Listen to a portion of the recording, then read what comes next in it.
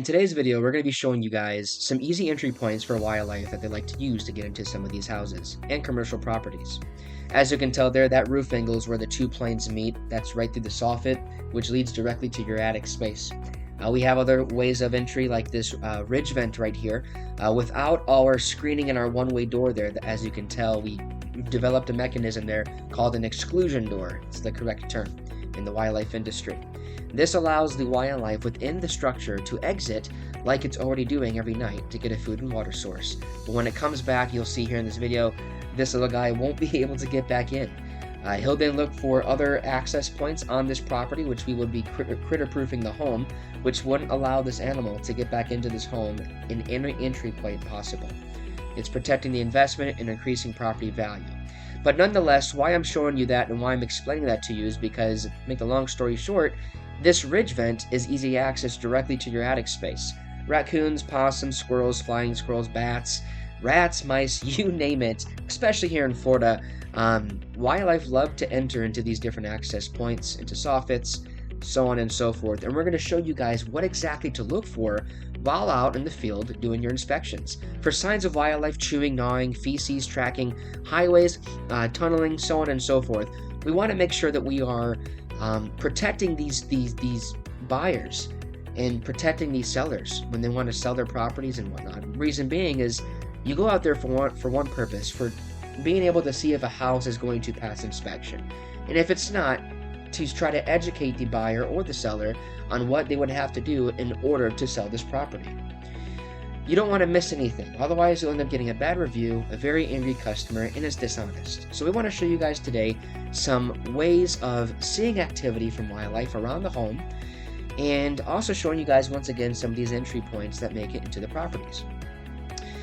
We've already gone over in some other videos some health hazards, the property damage, so on and so forth of having wildlife in your home. I mean, a compromised attic space, guys, can literally cost the new homeowner now or the seller between $4,500 to $15,000 or more, depending on the size of the attic space. And that's just because of compromised insulation. That's not including wires that are chewed through the attic space for lighting and other electrical, gas lines, so on and so forth. I mean, tearing up AC ductwork to destroying the blower motors that we have in our AC units up in our attic spaces. It could just be a nightmare. This here is bat guano on a dock that we had to work on. A bunch of feces all over the place. We found it right here through this access points. They were just roosting up there in the shaded area. This here is from gnawing and chewing from rats and squirrels on a roof. This is right by a roof angle. This is underneath a mobile home that we worked on. It's a rat chewed right through the plywood, as you can tell. We got wood rats out here in Florida, roof rats. Right there you see access to the soffit structures for bats, rats, and mice. Here you can see a squirrel and a rat. Both were actually making their way into that building. We had to exclude both of them. That's an access point for a bat. That's feces from rats and disturbed insulation within the structure. Right here you see a ridge cap, easy access again to your attic space. Gotta make sure we seal those off. That white vent there is a J vent. You see some shadowed area right there in the back. That's a roof angle. Access points to your attic space. This is a attic that was compromised by rats. You have more entry points here. We want to make sure we seal off all entry points. There's a tunnel right there that's made. You see a lot of this tunneling in attic spaces that are compromised by squirrels, rats, and mice. That's a Stanahatchee resort. That is a big bat job. Anywhere where you can fit a number 2 pencil, a bat can get in. Roaches, so on and so forth. Termites, spiders, you name it. Unwanted pests, lizards out here in Florida. Here you see a soffit that was also torn apart by a raccoon. This is the bottom of an AC chase. That leads right straight to your attic space. A lot of moisture condensation collected within that area.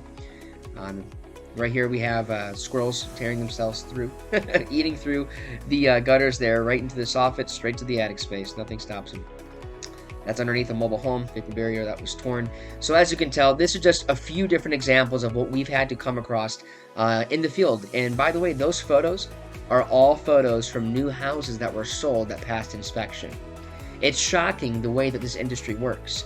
We want to make sure here at InterNACHI that we are growing a community of honest inspectors that give InterNACHI a good name and themselves good names. All we want to have in this industry, guys, is a good review, good relationship, build rapport, and be relevant in the industry. Make sure that you guys are thorough with your next inspection. We'll see you out in the field. Be safe and have a great day.